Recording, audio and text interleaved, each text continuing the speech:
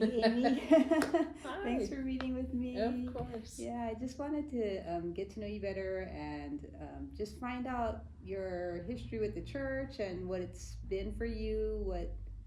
Yeah, how, yeah, kind of talk about your history with the church, I guess. At Well, Church of the Good Shepherd. Church of the Good Shepherd. Yeah, I have a long history with the church.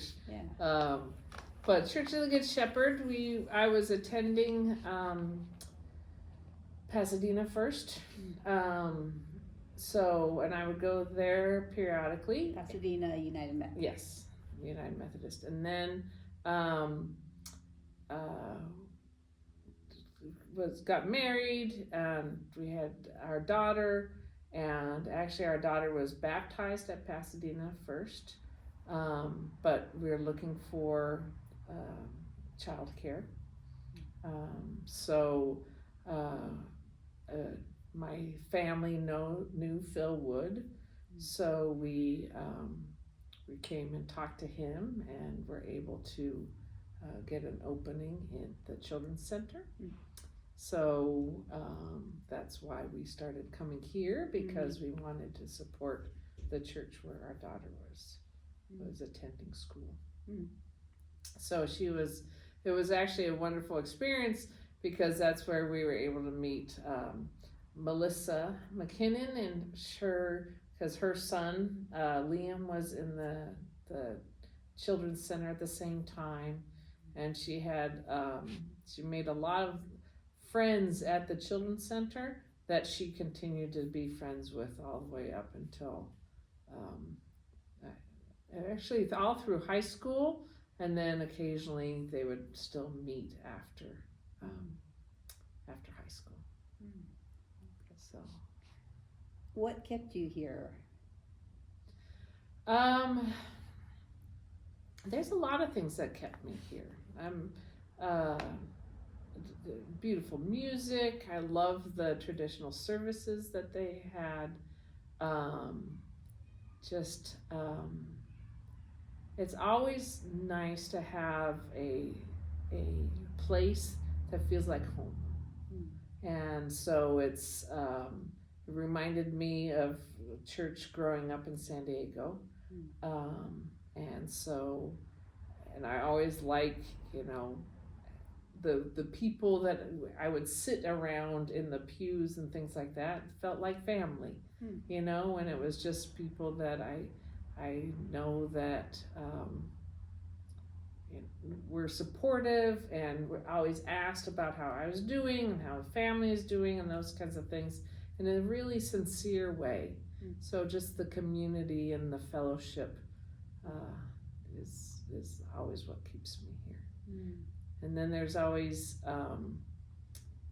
other kinds of things. I would go to the women's retreats, and that added an extra kind of connection with other people that I didn't sit near in the pews. And that was always a wonderful experience. And so that's what keeps me here. Do you remember when you first felt like this was family? Not necessarily a specific time or things like that. I mean, it's always, I think probably more so, I don't know. I would have to think about that. It's just because it feels like home, because that's how I grew up, in a church like this. It's what I'm familiar with. I don't remember the time, but I do know that I have a feeling that if something happened or those kinds of things, I know that the people would respond in a loving, kind way, and with compassion and helpfulness and things like that. I see. Was it more of an immediate thing than just the feel of the church, like the vibe, or were there people that I don't know. I don't think so. I don't know. I'm sorry, I don't remember the woman's name who did it. I think she did talk to me, but it wasn't the same experience as other people say. Oh, this woman came and she made sure that we were going to church. Um, uh, I think that it's just, it was important for me um, to have our daughter be raised in the church and have that kind of experience too. So, of course, Diane uh, with with the children's choir, and then as she got older with Janice and Franklin and all of those people, it's all, it's comforting to know that there's a lot of people here helping you, with uh, with the growth of your child.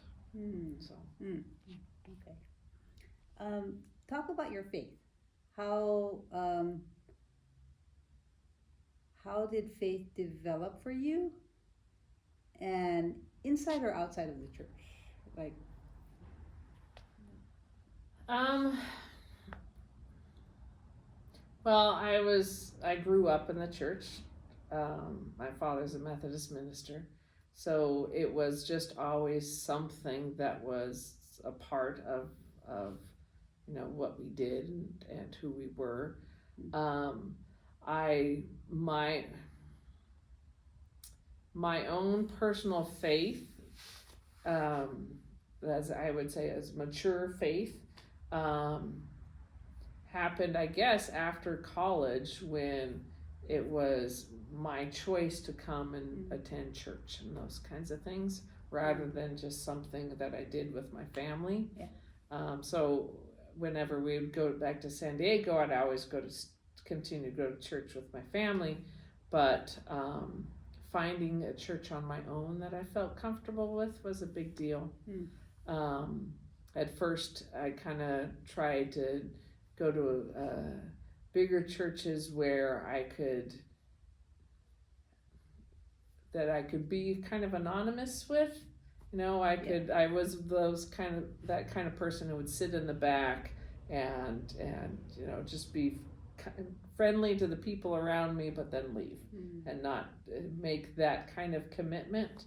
But this church here is the first church where I really did kind of make that commitment, I think.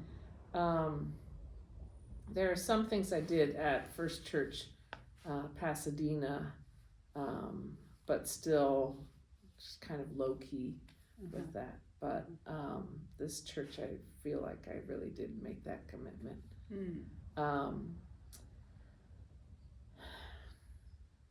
Were there things that happened that led to you making a commitment, other than you being adult now?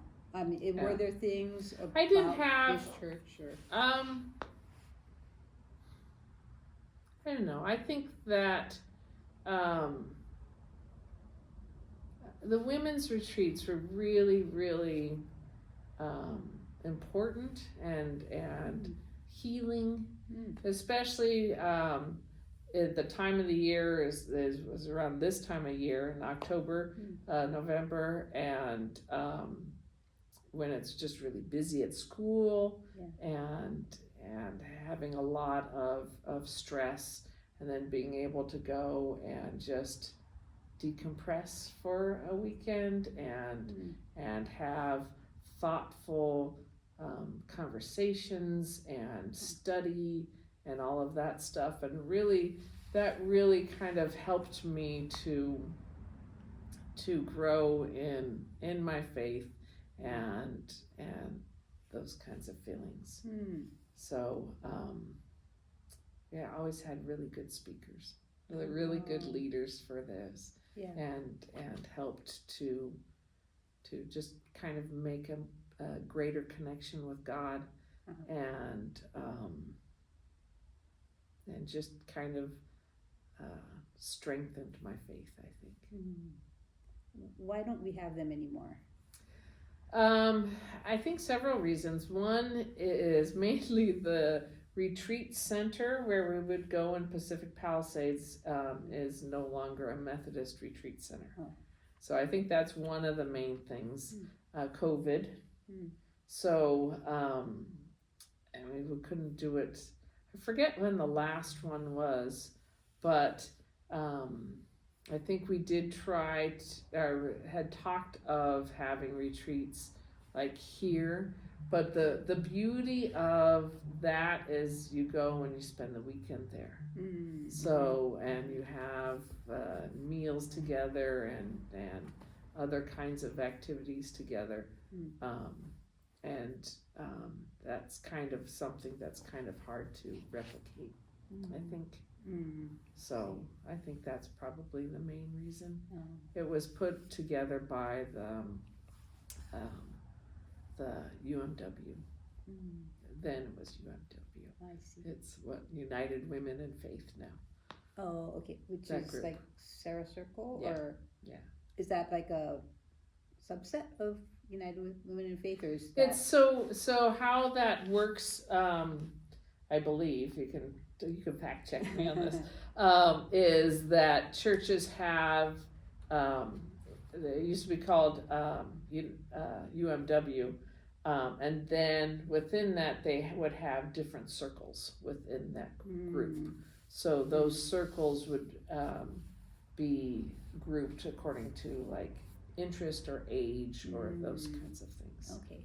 So we used to have tried to have a group for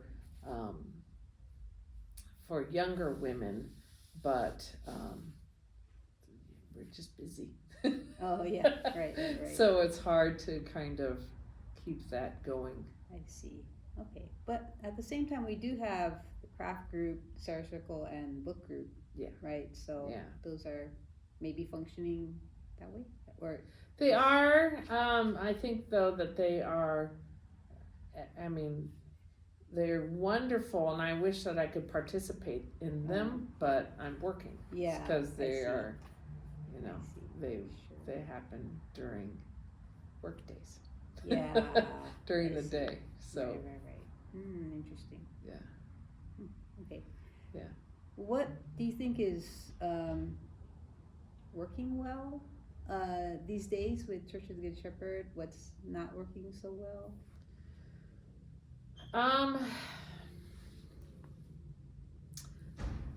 Let's see. I think that, well, the music is always wonderful, and I love that we, especially with church council, that we are continuing to try to be forward thinking and to put together different services and those kinds of things, or different looking at what we have maybe in a new light and those kinds of things. I think that is really good. I really like the discussions that we have in church council and those kinds of things. I think that's exciting. I think what doesn't work as well is the pace that things may be getting done and things like that, as far as, you know, if we're going to do things. I don't know. It's hard to pinpoint one specific thing. It's not really a criticism if you say, I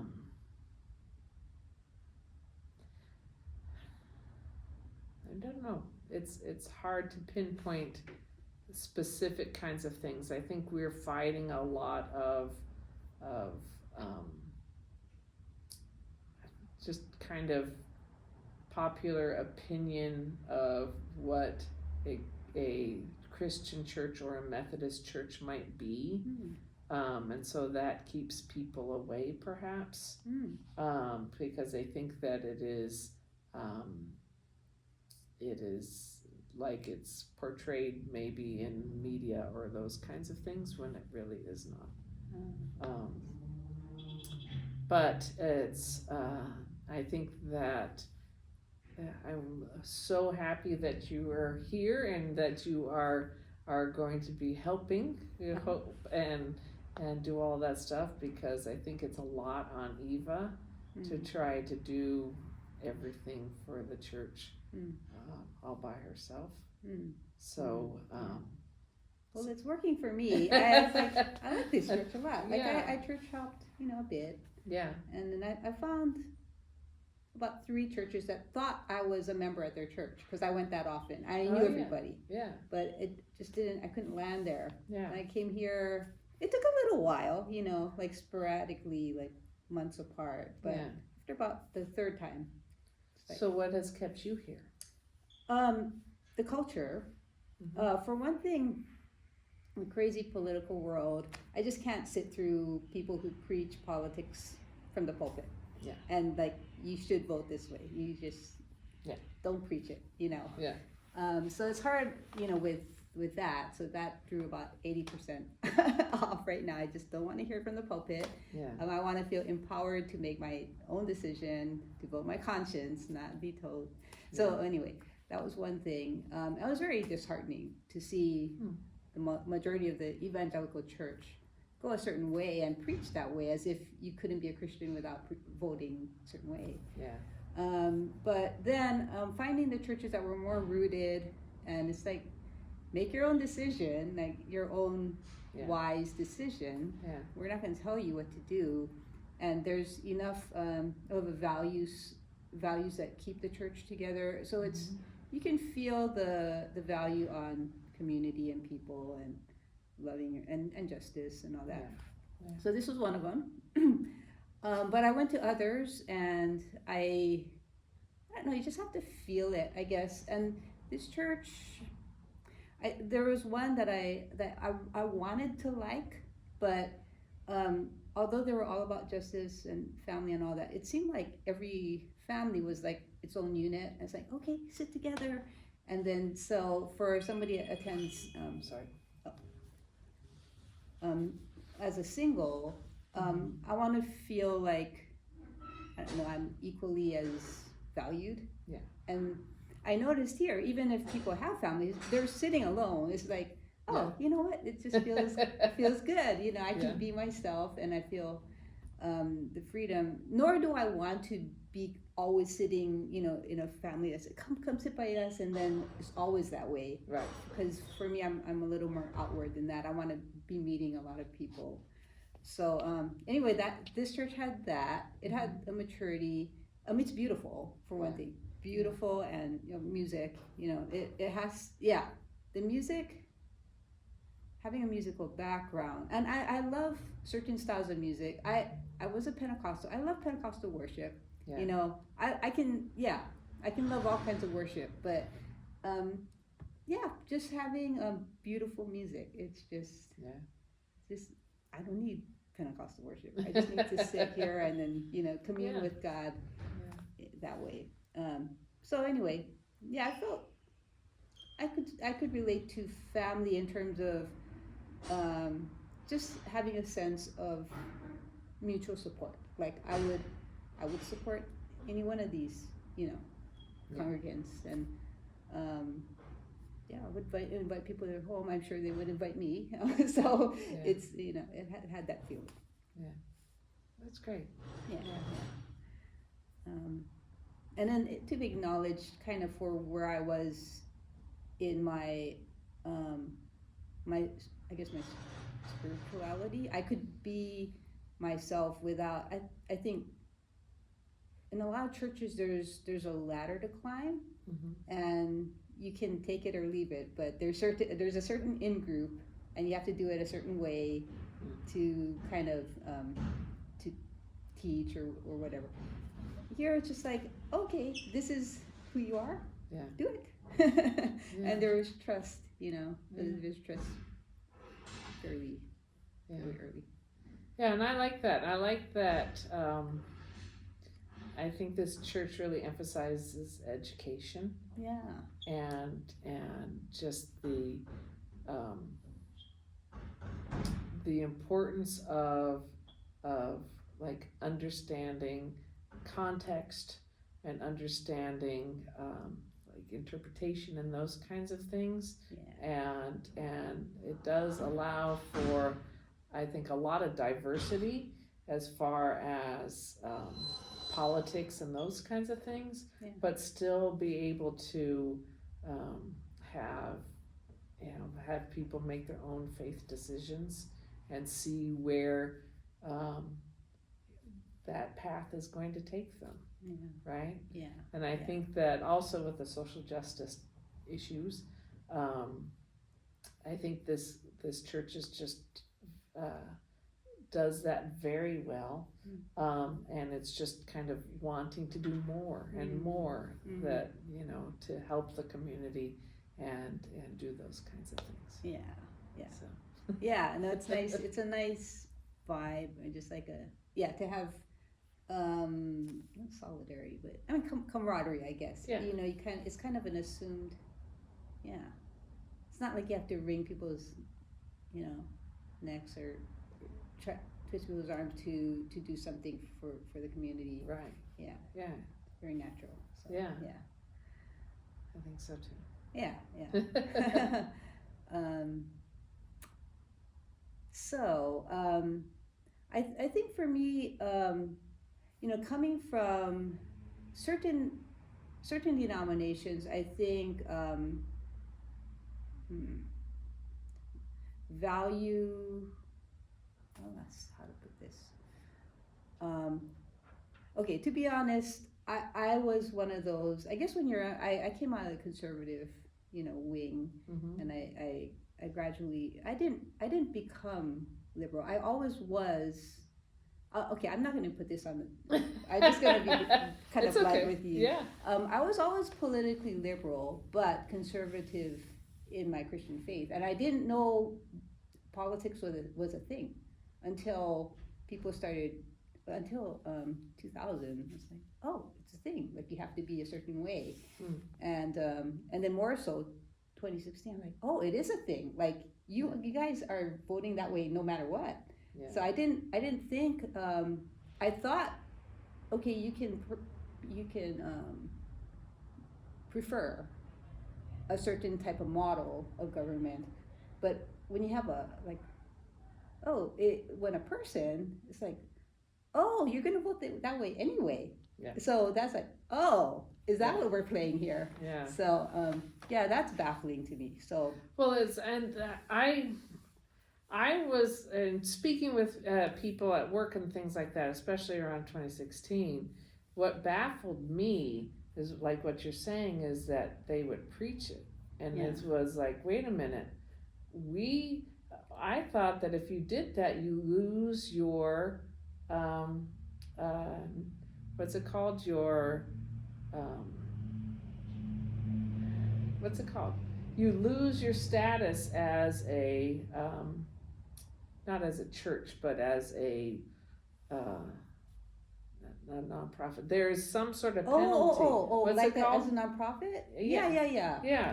Right. As a nonprofit, exactly. But they were doing it freely. Yeah. But wait a minute. So I thought you're not supposed to to tell people how to vote from the pulpit. Yeah. Right. I know. It's really baffling. Yeah, but it's okay, I guess, for some people. Yeah. And I couldn't understand that. I didn't understand, And that's, again, what I really like about this church is like with the forums and things like that, where it says, okay, these are the facts, and it assumes that we are all thinking people.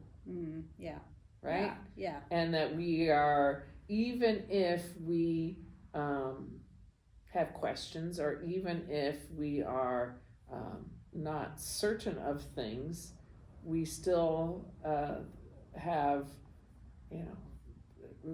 they have respect for us enough to have us to make our own decisions. Yeah. And especially decisions based on our faith.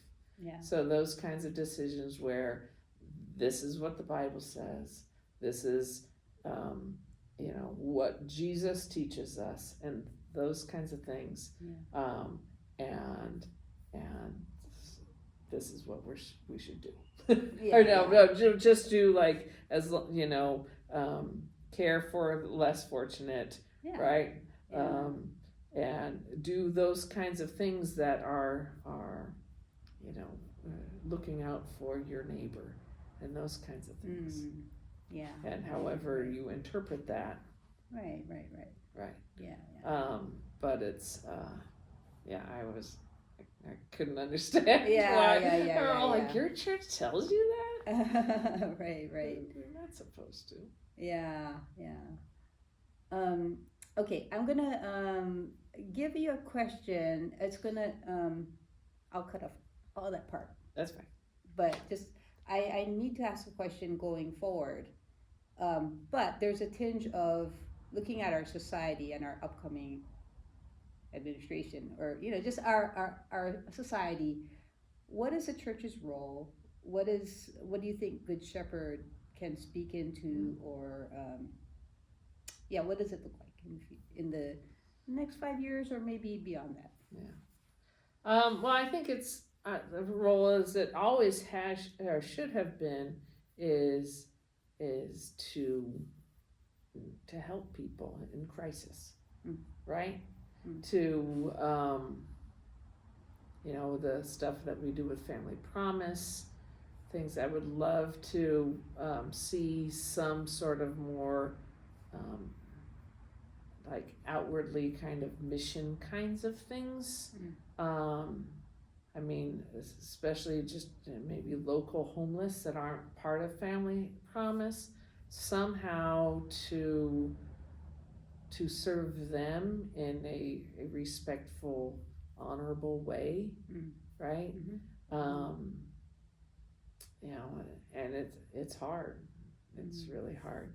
But I think also letting I'm very proud of what our church did with the tough conversations about LGBTQ plus issues and things like that. We had wonderful conversations that were difficult, but it was a really good educational kind of things for people, and it got people, I think, to see different perspectives. And so that kind of thing that shows that we are welcoming and accepting of people if they want to come in. So whether or not they are unhoused or whatever, having some sort of something that we can do. That's what I would want to see. I think that for me, if I feel like I am lost, or if I feel like I am helpless, or those kinds of things, I try to do what I can control, right? So that would be something like with this church, where this church can do something positive for the community and for the people that they serve. And so that, I think, shows hope, right? Yeah. And at least in our own little corner here. Yeah. Yeah. Yeah. So that's what I think. Okay. Do you think that's controversial at all within this church? I'm sure. I'm sure. I mean, I am, but I don't think. I mean, there's always going to be someone who doesn't like something, right? So it doesn't matter whether it's on this end or that end. There's always going to be someone who doesn't like something. Yeah. But I think it's hard to argue when you are being helpful to people. Yeah. But I don't know.